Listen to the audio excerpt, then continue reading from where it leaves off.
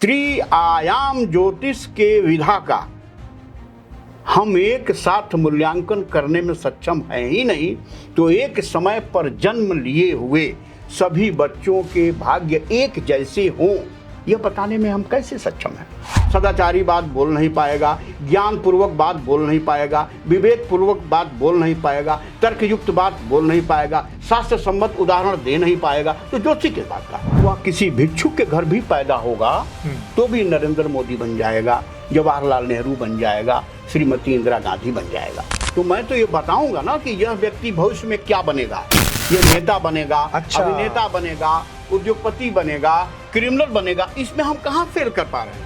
मृत संजीवनी विद्या जिसको शुक्राचार्य जी ने जन्म दिया, मृत हुए शरीर को वो जीवित कर देते थे। जिसके वजह से आपको दुर्घटना होने जा रही है, उस ग्रह के शांति के उपचार हैं।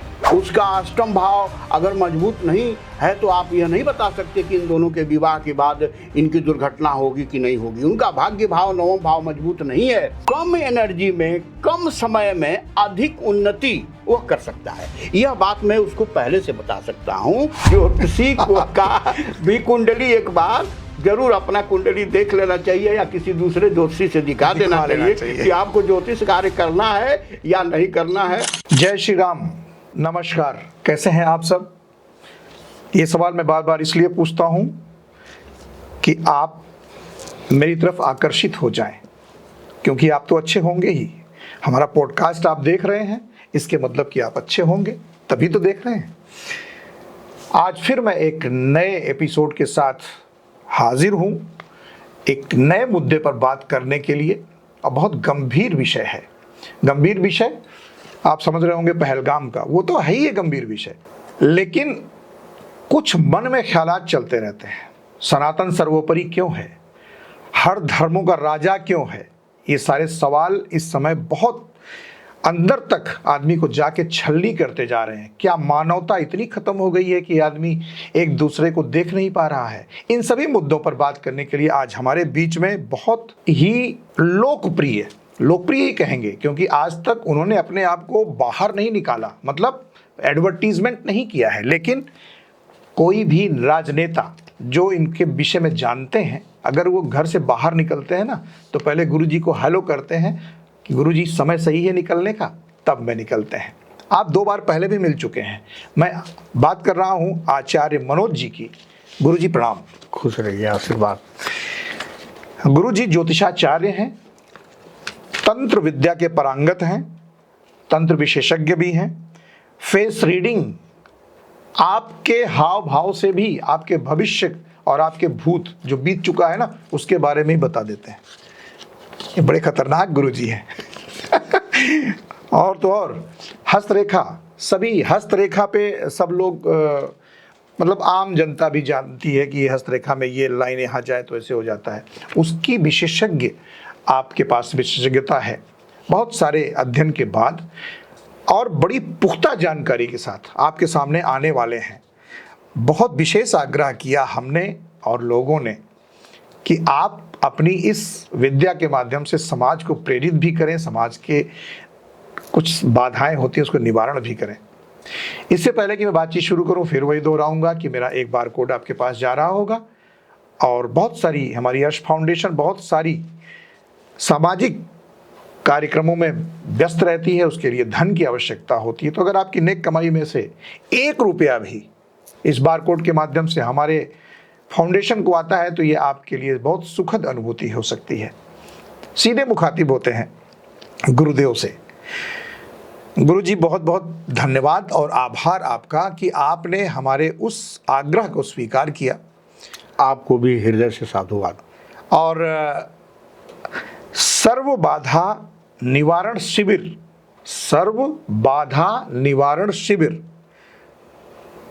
पैसे वाला है तो पारिवारिक बाधा, अगर वो गरीब है तो आर्थिक बाधा, किसकी जिंदगी में बाधा नहीं है।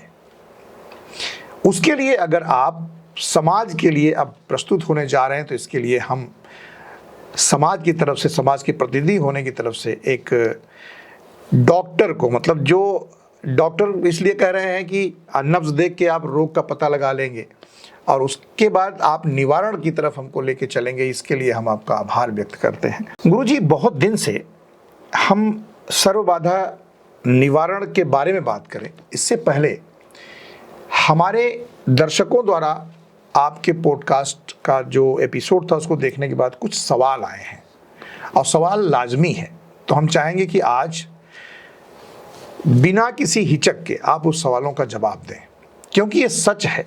जैसे जिस समय अमिताभ बच्चन पैदा हुए होंगे, क्या एक ही व्यक्ति दुनिया में पैदा हुआ होगा उस समय?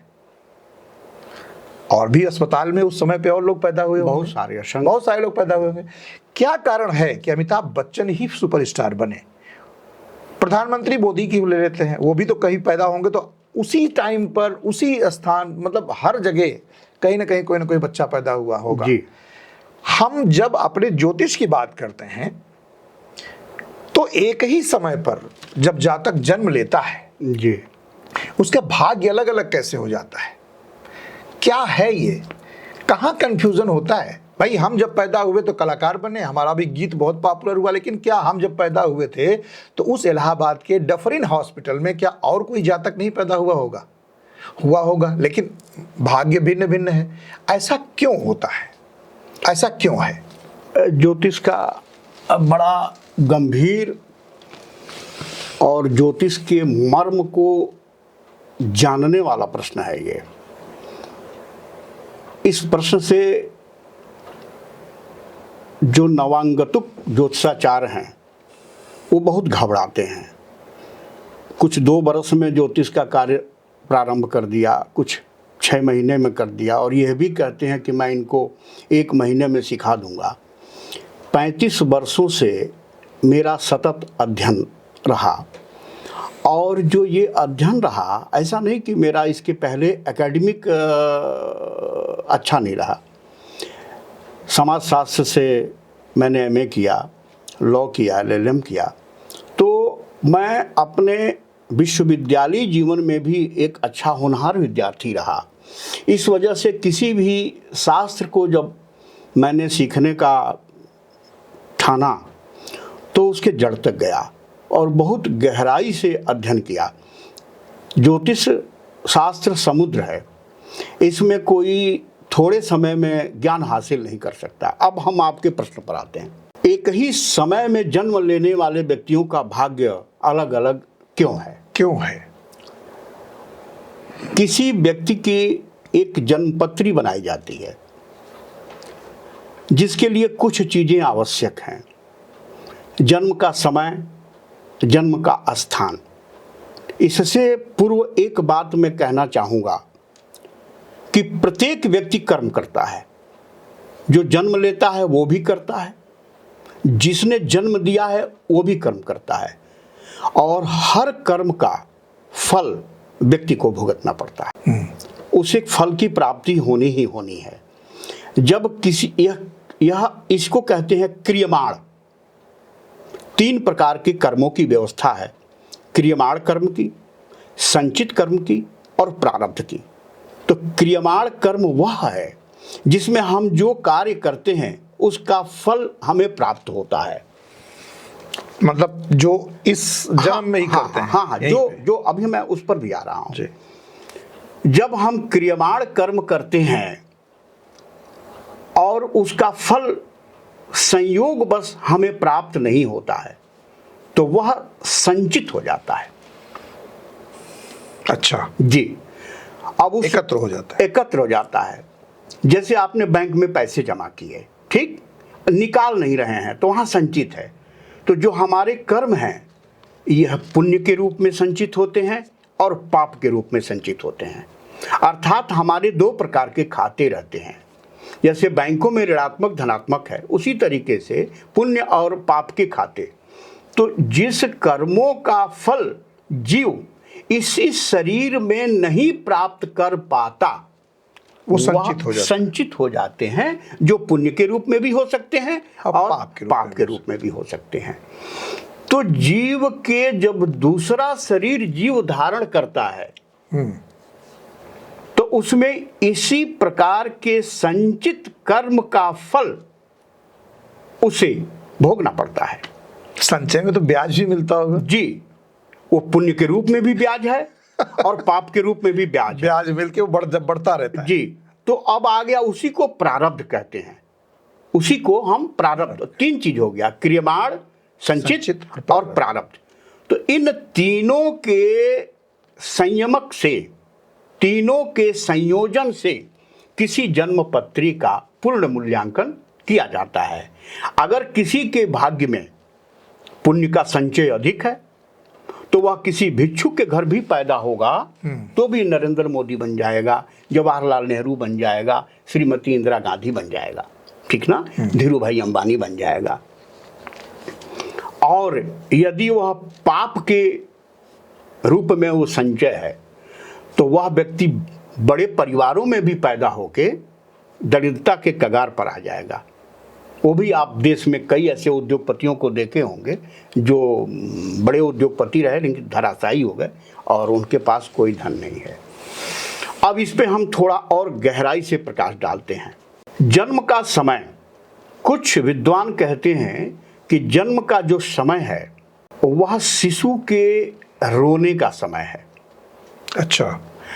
कुछ विद्वान कहते हैं कि जन्म का समय नाल काटने का समय है। मैं मतभेद में जाना नहीं चाहता हूं, मैं नाल काटने के समय को यथोचित मानता हूं। अब इसमें शास्त्र, हमारे जो वैदिक शास्त्र हैं ज्योतिष के संदर्भ में, लगभग सारे प्रमुख ऋषियों ने इस पे अपनी पुस्तकें लिखी हैं, वो विस्तार हो जाएगा। गर्भाधान तीन नियामक चीजें हैं, इस पर हमें ध्यान देना पड़ेगा। एक जन्मपत्री के निर्माण में एक जन्म समय हो गया, ठीक ना, जिसमें मैंने बताया कि शिशु के नाल काटने का समय और एक शिशु के रोने का समय। अब गर्भाधान का समय, अब ये गर्भाधान का समय हम कैसे निकालें? वैदिक शास्त्र कहते हैं कि उत्तम संतान के लिए, अच्छा, सुयोग्य संतान के लिए गर्भाधान का समय निर्धारित होना चाहिए। अच्छा। हाँ, वह समय किस प्रकार है? उसकी तिथि, वार, नक्षत्र का गोचर, ग्रहों का गोचर और दाम्पत्य का, जो दंपति हैं उनके, वह उस समय रति क्रिया, संभोग की क्रिया में उनके ग्रहों के गोचर को देखना कि किस समय उत्तम ग्रह, सात्विक ग्रह जैसे शुक्र है, बृहस्पति है, चंद्रमा है, इनका गोचर किस भाव में चल रहा है। मान लीजिए पंचम भाव में चल रहा है, सप्तम भाव में चल रहा है। अच्छा। तो यह वैदिक शास्त्र बताता है कि इन सभी चीजों का उचित मूल्यांकन करके तब गर्भाधान संस्कार करना चाहिए। तो दो चीज हमारी क्लियर हो गई, एक तो ये हो गई जन्म का समय, दूसरा हो गया गर्भाधान का समय। अब तीसरा जो महत्वपूर्ण नियामक है वह है प्रारब्ध। तो हम इन दो चीजों का पता तो कर लेते हैं, जन्म के समय का पता कर लेंगे, गर्भाधान के समय का पता कर लेंगे। वैदिक शास्त्र में ऐसी व्यवस्था है कि हम बहुत नजदीक पहुंच सकते हैं गर्भाधान के समय का, क्योंकि इस तरीके से जब हम गर्भाधान करवाते हैं दंपति का, उसमें ग्रहों के गोचर का, नक्षत्रों की स्थिति का, दंपति के उत्तम ग्रहों के गोचर का, तो गर्भाधान हो गया।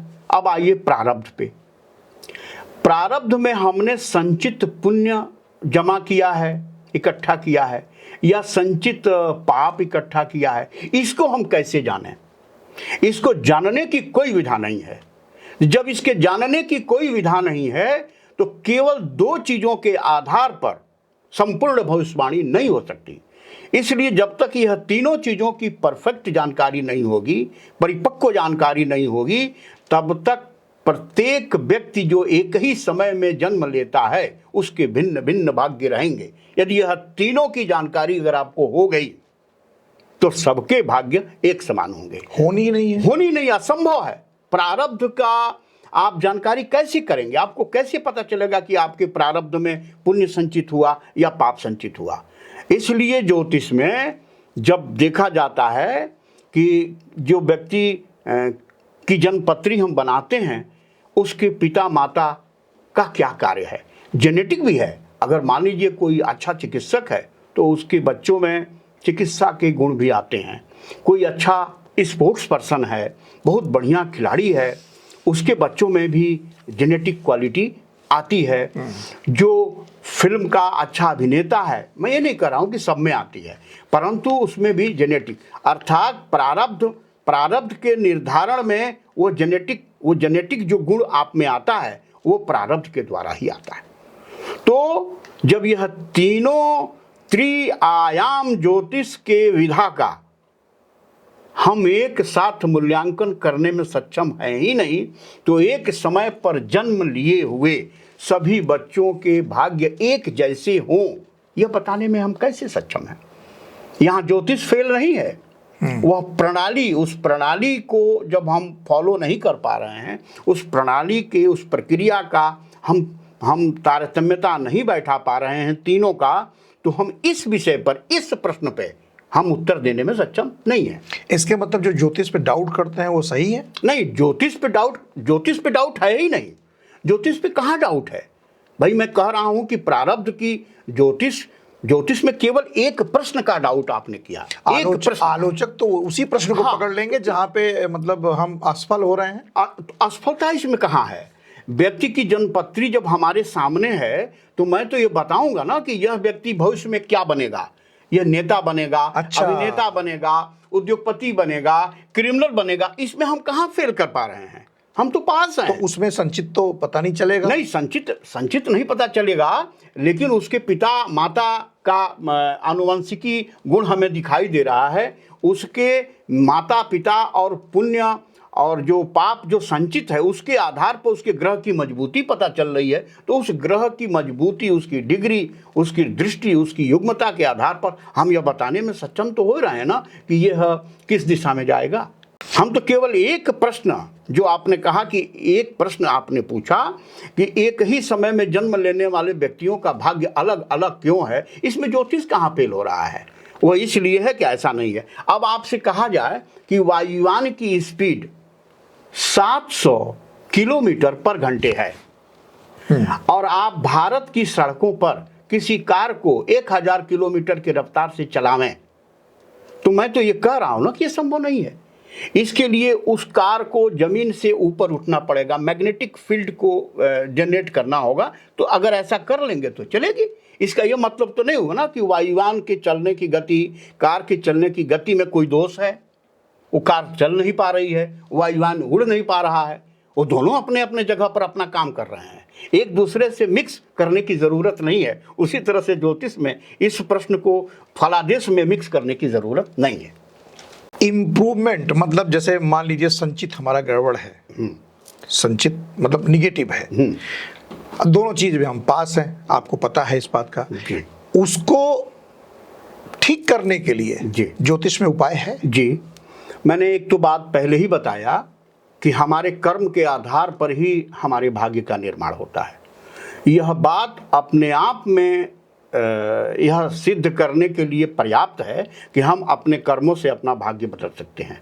वह भाग्य तात्कालिक भी बदला जा सकता है और बाद में तो वो संचित के रूप में आएगा ही आएगा। इसके लिए शास्त्र, रावण संहिता और भृगु संहिता में, चरक संहिता में भी रोगों के बारे में स्पष्ट रूप से उल्लेख है कि यदि हमारे सारे प्रयास विफल हो रहे हैं तो भक्ति के मार्ग को पकड़ना है। ठीक, सत्य मार्ग का अनुसरण करने वाले संतों के शरण में रहना है। आजकल तो ये पहचानना बड़ा मुश्किल है। हाँ, उस पर भी हम अभी बात करेंगे। और निरंतर लोक कल्याण के लिए कार्य करना है। अब एक उदाहरण देख लें आप। मार्कंडेय जी की आयु निर्धारित हो गई कि इतने बरस की उनकी आयु, बालकपन में उनको मर जाना था। उनका विधान लिखा जा चुका था, परंतु जिस दिन उनको यमराज लेने के लिए आए हैं, उन्होंने भगवान शिव के शिवलिंग को पकड़ लिया और एक स्तोत्र की रचना की, जिसको मार्कंडेय स्तोत्र कहते हैं। भगवान शिव स्वयं प्रसन्न हुए। यमराज को उन्होंने आदेश किया कि आप इसे लेकर नहीं जा सकते, यह बालक दीर्घजीवी है मेरे आशीर्वाद से।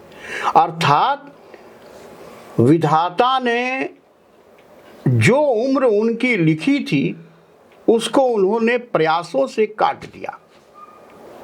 मृत संजीवनी विद्या जिसको शुक्राचार्य जी ने जन्म दिया, मृत हुए शरीर को वो जीवित कर देते थे। आखिर ये विद्या है ना, शरीर की एक आयु निर्धारित है, वो शरीर समाप्त हुआ उसको भी ये जीवित कर देते थे। तो यह हमारा सनातन वैदिक शास्त्र जो है यह बताता है कि हम अपने भाग्य में काफ़ी परिवर्तन कर सकते हैं यदि हमारे साथ ऐसी दुर्घटनाएं, ऐसी विषमताएं जीवन में आ रही हैं। हमारा परिवार विखंडित हो रहा है, निरंतर रोग हमारे ऊपर बढ़ते जा रहे हैं, निरंतर कर्ज हमारा बढ़ता जा रहा है, हम बहुआयामी प्रतिभा का व्यक्ति अपने को समझते हुए भी हम निरंतर विकास नहीं कर पा रहे हैं, तो उसके उपाय शास्त्र में हैं।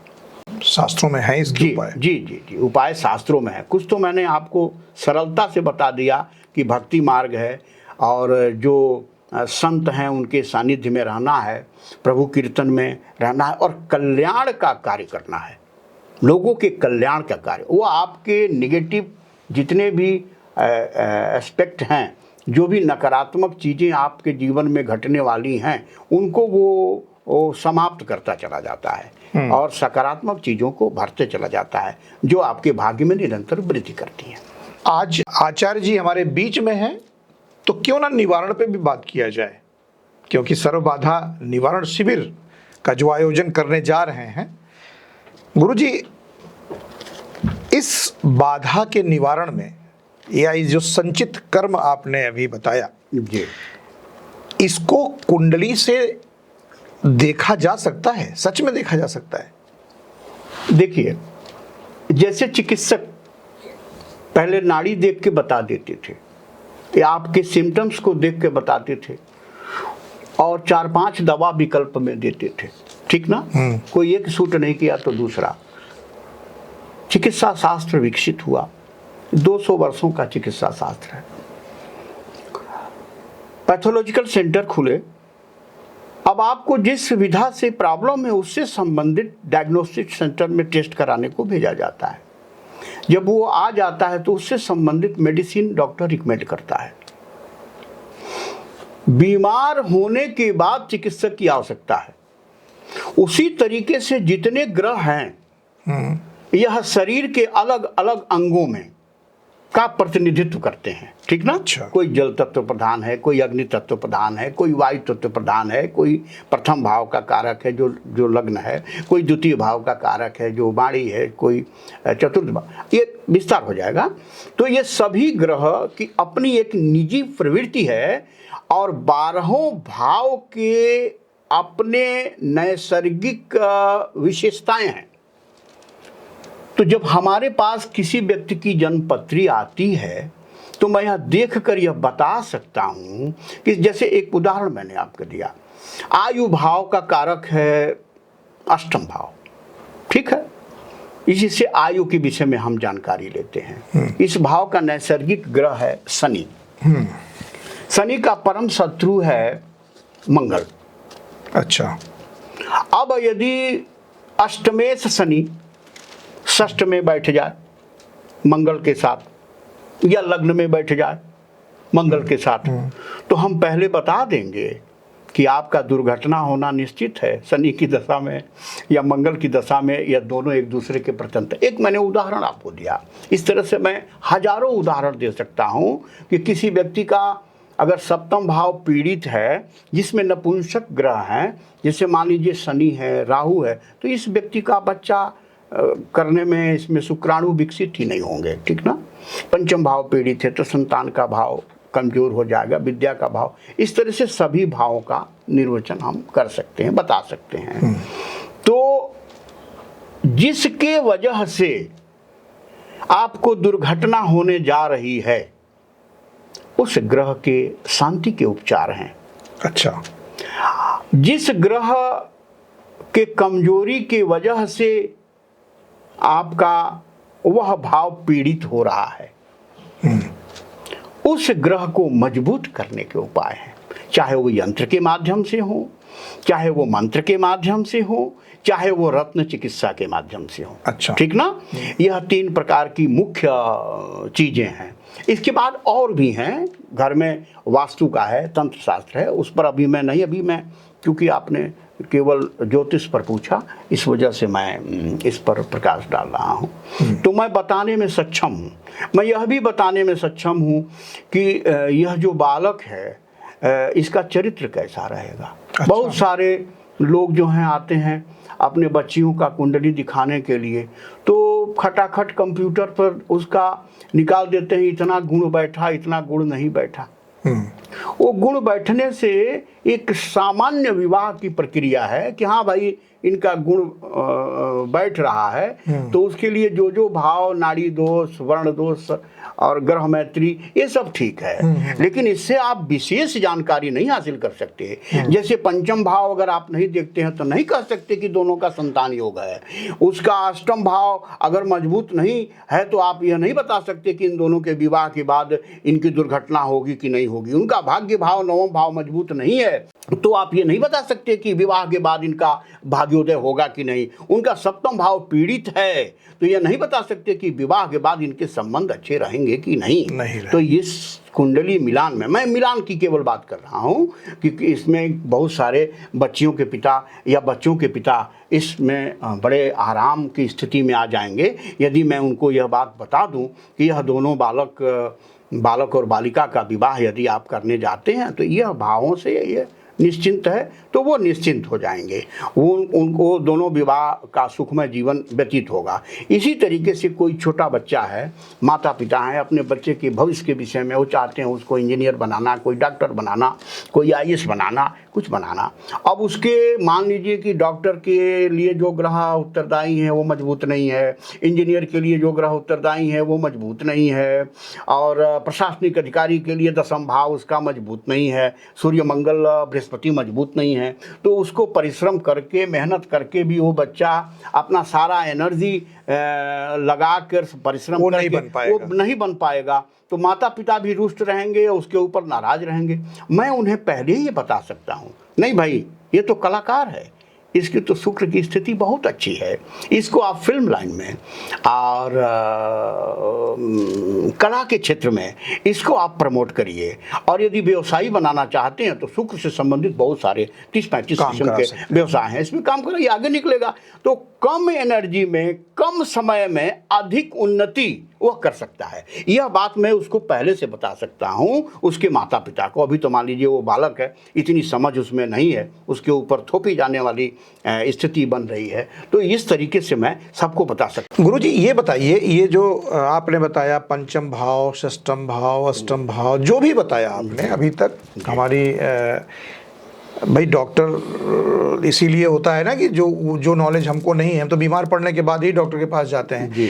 हम एक बात जानना चाहेंगे, सबकी कुंडली तो होती नहीं है जी, और आप फेस रीडिंग एक्सपर्ट भी हैं, तो क्या ये चेहरा देख के भी ये बताया जा सकता है? हाँ, ये भी एक अच्छा प्रश्न है कि एक तो पहले कुंडली के निर्माण में भी बड़े दोष हैं। हाँ, जो मैंने पहले बताया। हाँ, बिल्कुल। गर्भाधान का समय, शिशु के कैसे नाल कटने का समय और शिशु के रोने का समय, तो ये सब तो उसमें दोष आ सकता है जन्मपत्री में, परंतु चेहरा में क्या दोष आएगा? चेहरा तो आपका है, हाथ आपका है, शारीरिक लक्षण आपके हैं।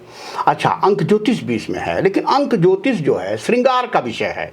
जैसे आप पूरी तरह से फिट हैं और सब कुछ आपका भला चंगा है, तो इसमें ये देखा जाता है कौन से कपड़े पहने, किस दिन कौन सा कलर यूज करें, किस मूलांक के व्यक्ति आपके लिए मित्र के रूप में हो सकते हैं, उनके साथ आप मित्रता करिए।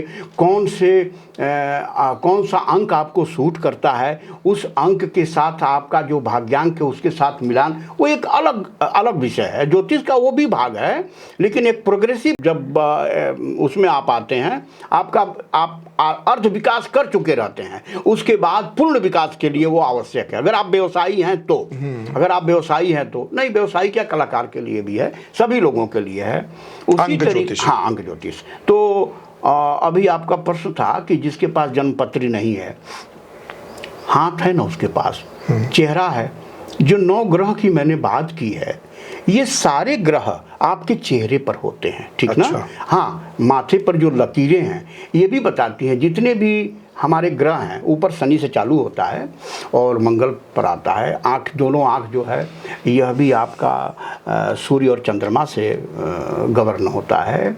आपका नाक, होठ, नाक मंगल से गवर्न होता है और होठ जो है शुक्र से, होठ और गाल।